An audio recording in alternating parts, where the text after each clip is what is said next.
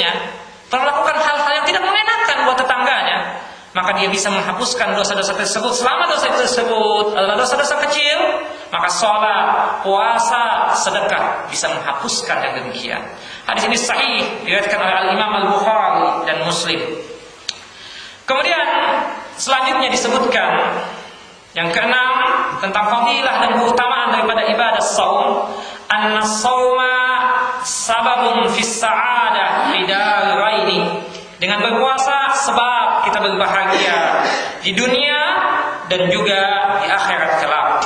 Disebutkan dalam satu hadis yang diriwayatkan oleh Imam Al-Bukhari dari hadis Abi Hurairah radhiyallahu anhu, anna Nabiyya sallallahu alaihi wasallam qala, bahwasanya Nabi SAW bersabda, lis-shaimi farhatan, sesungguhnya orang yang berpuasa tersebut memiliki dua kebahagiaan. Lis-shaim farhatan, sesungguhnya orang yang berpuasa memiliki dua kebahagiaan. Farhatun inda fitrihi, farhat ketika dia berbuka puasa. Tidak ada satu kenikmatan kecuali pada saat kita berbuka puasa. Hatta cuma sekedar sebiji kurma yang kita makan, hatta cuma satu tegukan air yang kita minumkan pada tenggorokan kita ini, begitu nikmat, membuat kita berbahagia dan senang. Makanya kita membaca doa dhahabat dhama'u wa batalatil 'uruq wa sabatal ajru insyaallah. Dhahabat dhama, ya Allah, telah hilang haus tersebut, telah basah tenggorokan ini, dan aku meminta kepadamu ya Allah agar ditetapkan pahala daripada ibadah puasa tersebut. Kemudian kebahagiaan kedua, wa farhatun inda liqa'i rabbih, kebahagiaan ketika dia ketemu dengan Allah Subhanahu wa taala. Berbuka puasa ketika di dunia, kebahagiaan buat dia. Kebahagiaan yang kedua, ketika dia ketemu dengan Allah Subhanahu wa taala, dikenakan dengan puasanya sebab dia masuk surga. Hadis ini sahih, diriwayatkan oleh Al-Imam Al-Bukhari dan Muslim.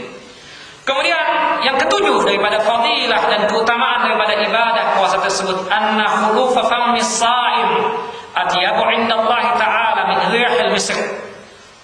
Kita katakan orang yang tidak makan dan tidak minum itu biasanya mulutnya bau, hatta gosok gigi terus menerus, biasanya bau. Tetapi kata Allah Subhanahu wa taala melalui lisan Rasulullah, dengan baunya mulut tersebut nanti Allah ganti pada hari kiamat baunya tersebut seperti minyak kasturi, wangi yang luar biasa, wangi yang luar biasa. Maka berbahagialah orang yang berpuasa tersebut. Kita katakan wajar orang yang berpuasa tersebut bau mulutnya, makanya kita sering gunakan siwak, makanya kita sering gunakan gosok gigi supaya jangan bau. Menggosok gigi kita katakan tidak makruh, suatu hal yang mubah, selama kita bisa menjaga odol tersebut tidak masuk ke tenggorokan kita. Kalau kita tidak sengaja, misalnya tidak sengaja ketika gosok gigi masuk odol tersebut ke tenggorokan kita, bukan berarti membatalkan, karena tidak ada unsur kesengajaan. Maksud kita menggosok gigi tersebut agar wangi mulut kita, dan itu tidak mengapa yang demikian. Bukan makruh, bukan suatu hal yang haram. Tetapi yang jelas yang perlu kita ketahui, kabar gembira buat orang yang berpuasa, meskipun bau mulutnya, nanti di akhirat akan diubah oleh Allah Subhanahu wa taala wangi yang luar biasa seperti minyak kasturi. Walladzi nafsu Muhammadin biyadihi la khulufu fammis shaim adyabu 'indallah min rihil misk. Sesungguhnya bau mulutnya orang yang berpuasa tersebut itu nanti lebih wangi di sisi Allah Subhanahu wa taala ketimbang lebih wangi daripada minyak kasturi. Nah, itu di antara keutamaan fadilah daripada ibadah shaum. Banyak sekali keutamaan-keutamaan daripada ibadah shaum. Itu secara umumnya. Baik itu puasa wajib ataupun puasa sunnah. Baik itu puasa Ramadan ataupun puasa Senin Kamis, puasa 3 hari setiap bulan ataupun puasa-puasa yang lainnya. Secara umumnya puasa tersebut memiliki keutamaan. Tetapi pertanyaan kita, ada apakah Allah Subhanahu wa taala pada ayat dalam surah Al-Baqarah ini mengkhususkan tentang masalah bulan Ramadan? Kita tahu bahwasannya Allah menjadikan tahun ini 12 bulan. Dari bulan Muharram, Safar, Rabiul Awal, Rabiul Tsani, Jumadil Ula, Jumadil Tsaniyah, Rajab, Sya'ban, Ramadan yang ke-19, Syawal, Dzulqa'dah, Dzulhijjah. Tapi Allah mengkhususkan Ramadan yang diwajibkan untuk berpuasa untuk mukminin, laki-laki ataupun perempuan. Kenapa? Ada 3 alasan penting. Kenapa Allah Subhanahu wa taala memilih bulan suci Ramadan diwajibkannya berpuasa. Yang pertama, bahwa bahwasanya Ramadan fahuwa syahrul Quran. Ramadan tersebut adalah bulannya Al-Quran. Bukankah Allah Subhanahu wa taala menurunkan Al-Quran di bulan suci Ramadan secara spontanitas, secara langsung dari Lauhul Mahfuz, jumlahnya 30 juz, 114 surah, diturunkan ke Baitul Izzah yang berada di langit dunia ini. Kapan itu terjadinya?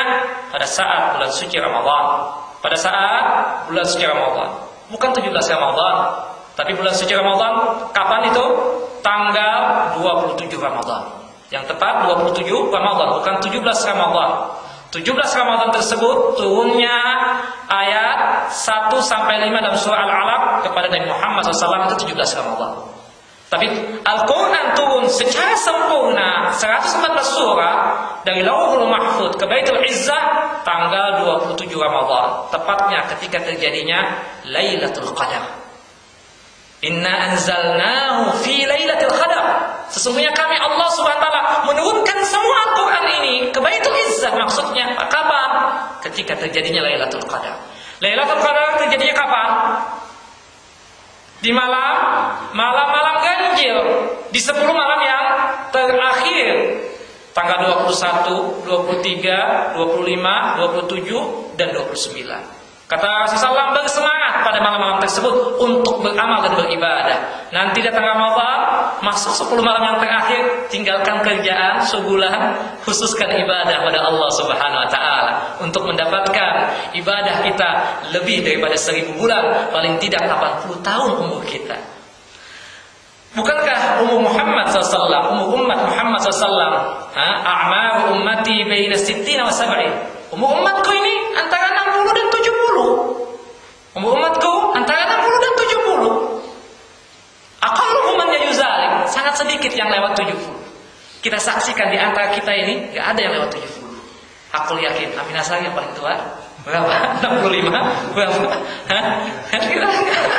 Enggak sampai kita katakan 60 dan 70. Sangat sedikit yang lewat 70 tersebut. Artinya ketika umur 60 tahun, warning, hati-hati, siap-siap untuk dipanggil Allah Subhanahu wa taala. Tapi kata Rasulullah SAW, kalian memang umurnya pendek-pendek, tapi dalam segi beramal kalian tetap menang dibandingkan umat-umat terdahulu. Kenapa? Karena kita katakan adanya Lailatul Qadar tersebut. Artinya pada saat terjadinya turunnya Ramadan tersebut, turunnya Al-Quran tersebut tanggal 27 Ramadan, tepatnya ketika terjadinya Lailatul Qadar. Itu sebab yang pertama. Makanya Allah mengatakan syahr Ramadan alladzi unzila fihi al-Quran. Bulan suci Ramadan turunnya Al-Quran tersebut. Itu sebab pilihannya Allah Subhanahu wa taala. Kenapa kok Ramadan dijadikan sebagai wajibnya kita berpuasa? Yang kedua, wa huwa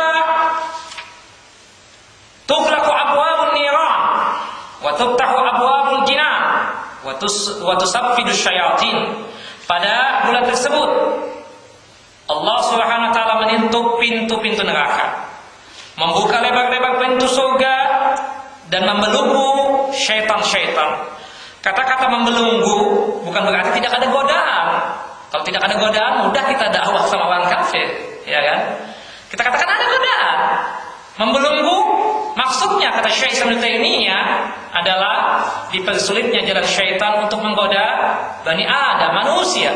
Makanya kalau seseorang dalam kondisi bulan suci Ramadan mudah melakukan kebaikan, mudah melakukan khairat, dan mudah untuk meninggalkan maksiat dan durhaka kepada Allah Subhanahu wa taala dibandingkan hari-hari yang lainnya. Kenapa? Karena Allah Subhanahu wa taala membelenggu syaitan, mempersulit jalannya syaitan untuk menggoda manusia. Maksiat masih ada, tapi dibandingkan bulan-bulan yang lain, maksiat dan durhaka lebih sedikit dibandingkan bulan-bulan yang lain. Kemudian di sini menunjukkan rahmatnya Allah Subhanahu wa taala, dan dalam satu hadis yang sahih Rasulullah sallallahu alaihi wasallam bersabda,